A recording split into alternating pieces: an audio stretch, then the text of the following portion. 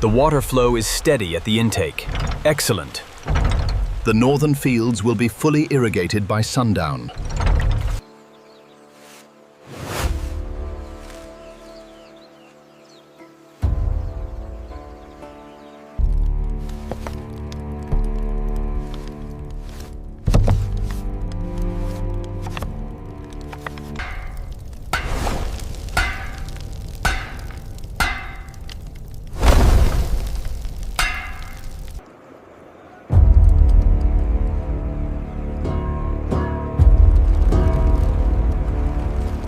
It is moving faster than predicted.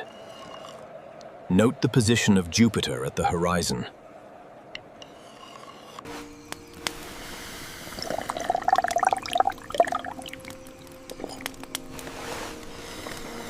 To determine the granary volume, you must multiply the length, the width, and the height. Now calculate the total for 20 cubits by 10 by 5. The great King Hammurabi decrees justice for the land. If a man destroys the eye of another man, they shall destroy his eye.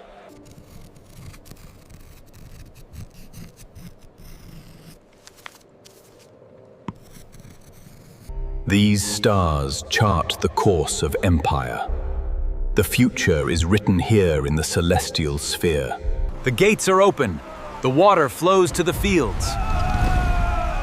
The harvest will be bountiful this year. Ensure the indigo layer aligns perfectly with the bronze threads.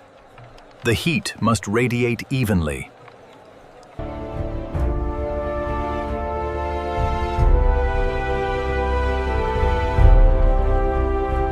Under the scorching sun of Mesopotamia, where the Tigris and the Euphrates carry their murky waters through the sands of eternity, rose Babylon, a city its contemporaries called the Gateway of God. Yet the true heart of its might beat not in golden chambers, but in the cool, damp clay-scented halls of its great libraries and secret workshops. It was here that the intellect of the ancient Chaldeans wrought the wonder we know today as the Hanging Gardens of Babylon.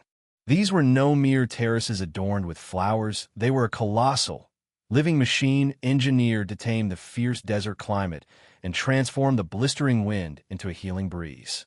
The intellect of King Nebuchadnezzar II, who built this wonder for his wife Amytis as she pined for the cool Media Mountains, manifested in the creation of a unique irrigation system. The feat of the Babylonian engineers lay in constructing giant screw pumps, resembling Archimedes' screws, but created centuries before his birth. Driven by hidden water wheels, these mechanisms lifted tons of water to a height of 50 meters. The true marvel was that the water did not simply water the plants, it circulated through a system of hollow walls, creating a water jacket effect that cooled the palace's inner chambers even during the most ferocious heat. The Hanging Gardens were designed as a giant filter.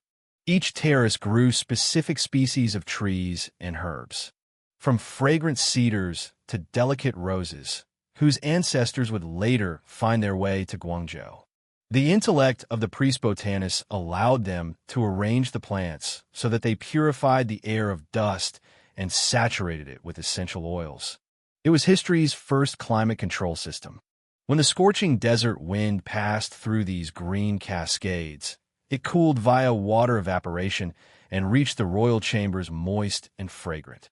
At the very center of this verdant labyrinth lay the chamber of the clay echo, the personal archive of Ashurbanipal, where thousands of tablets were preserved. The feat of the scribes lay in creating the world's first systematized library. Here, in a silence shielded from the heat by the walls of the Hanging Gardens, were kept the formulas of the singing metals. The intellect of ancient metallurgists enabled them to forge bronze and silver alloys infused with meteoric iron. From these metals, they cast enormous resonator bowls mounted upon the towers of the city walls. The brilliance lay in how these bowls were tuned to a specific vibration frequency of the earth. When enemy cavalry galloped in the distance, the metal would begin to hum faintly, alerting the guards to the enemy's approach long before they could be seen. The intellect of Babylonian priest astronomers allowed them to bind the movement of the stars to the operation of their earthly mechanisms. The feat of these scholars lay in the creation of the Etemenanke ziggurat, the Tower of Babel, which served as a giant gnomon. The tower's shadow, falling across the flagstones of the square, indicated not only the time, but also the flood periods of the rivers. They believed that the city was a mirror of the cosmos, and that if order was maintained in the earthly gardens, the stars would look upon them with favor. While the Maya, on the other side of the world, gazed into their obsidian mirrors, the Babylonians looked into bowls of mercury, studying the reflections of the planets. The women of Babylon achieved their own triumphs in the arts of perfumery and chemistry. The famous Taputi, considered the world's first chemist, worked at court creating essences used not only for beauty, but also for medicine. Her intellect enabled her to invent methods of distillation and oil extraction that would later become the bedrock of alchemy. Within her laboratories, hidden in the shadows of the Hanging Gardens, ointments were crafted that could heal the wounds of warriors and preserve the youthful skin of queens. It was a triumph of practical science aimed at improving life. From an early age, the children of Babylon were educated in schools called WBA.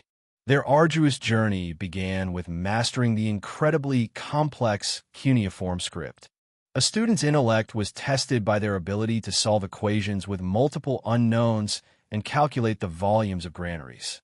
They knew that knowledge was not merely power, but the only way to survive the harsh conditions of Mesopotamia. The feat of generations lay in passing this knowledge down on clay tablets, which do not burn or rot, unlike the papyri of Egypt. The crowning achievement of Babylon in history is the creation of the first legal code of Hammurabi, which became the foundation of legal civilization. Yet no less grand was their feat in urban planning. The intellect of the architects allowed them to design a city where streets intersected at right angles, and the drainage gutters were lined with fired brick and sealed with bitumen for water tightness.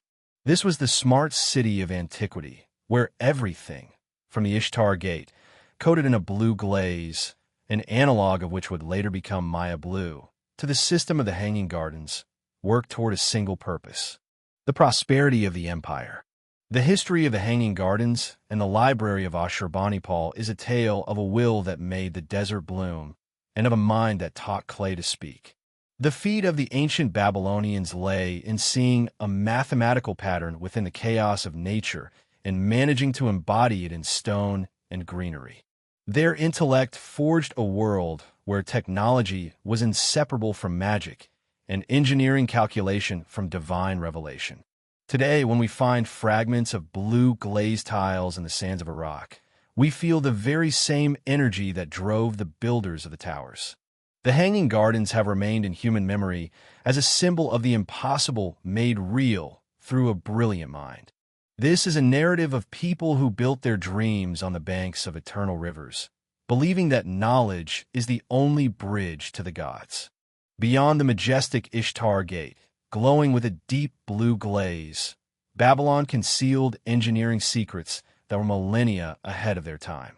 The intellect of the Babylonian master builders was evident not only in the height of the ziggurats, but also in what lay hidden beneath the pavements of the processional way. The feat of these builders lay in creating the world's first comprehensive urban life support system. Beneath layers of asphalt and fired brick ran tunnels that served not only to drain water, but also to cool the air in public buildings.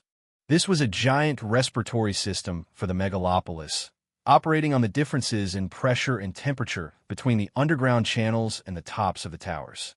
Special recognition is due to the intellect of the Babylonian mathematicians, whose feat is recorded on the tablet known to us as Plimpton 322. Long before the Greek philosophers, they operated with highly complex trigonometric calculations using a sexagesimal, base 60 numeral system. The feat of the Babylonian scribe lay in his ability to calculate the slope of a pyramid's face or the volume of water needed to flood a specific plot of fields to the fourth decimal place.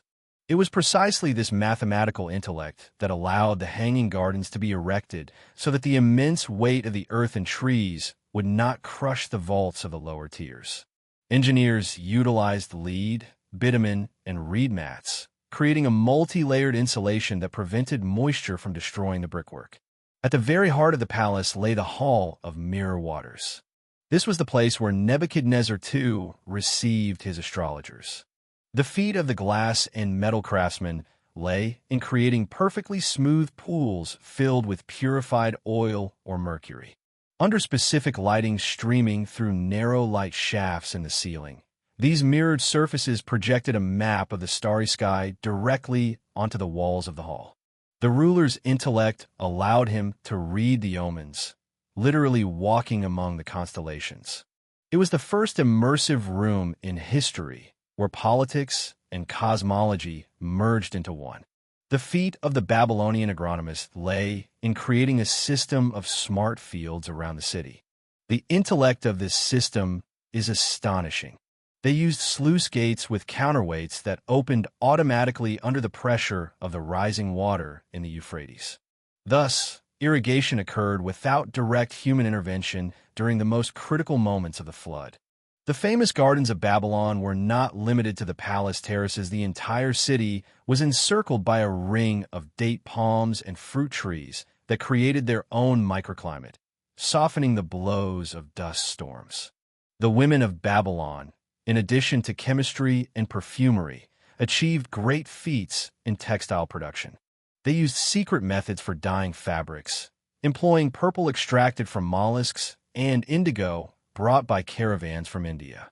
The intellect of the weavers allowed them to create multi-layered garments that worked like radiators in the heat, drawing warmth away from the body, while conserving energy during chilly nights.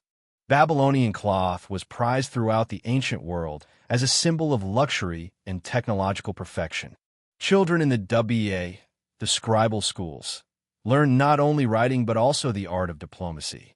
Their feat consisted of memorizing the etiquette of 10 neighboring nations. The intellect of a young Babylonian had to be versatile. He had to be capable of drafting a grain sale contract for Egypt while simultaneously knowing the hymns honoring the god Marduk. This was an elite that understood Babylon's prosperity rested on trade and knowledge, not just on the strength of arms. The primary merit of Babylon is the creation of the concept of the world city. The feat of its inhabitants lay in building a place where all languages and cultures met. The intellect of the urban planners provided wide avenues capable of accommodating thousands of pilgrims and mighty walls which, according to Herodotus, were so wide that 2 chariots drawn by teams of 4 horses could pass each other on them. This was an architecture of confidence and the triumph of human reason over the chaos of the desert. The history of Babylon is a narrative of people who learned to read the stars as easily as we read books, and who forced rivers to flow upward along the steps of the Hanging Gardens. The feat of Nebuchadnezzar and his scholars lay in creating a civilization where every brick was stamped with the mark of eternity. Their intellect created a legendary city, the echo of which still resounds in our laws, our mathematics, and our desire to build higher and bolder. Today, as the sands of time conceal the ruins of the great towers, we remember that Babylon was not merely a city, but a state of mind, man's eternal striving to reach the heavens through knowledge, labor, and beauty.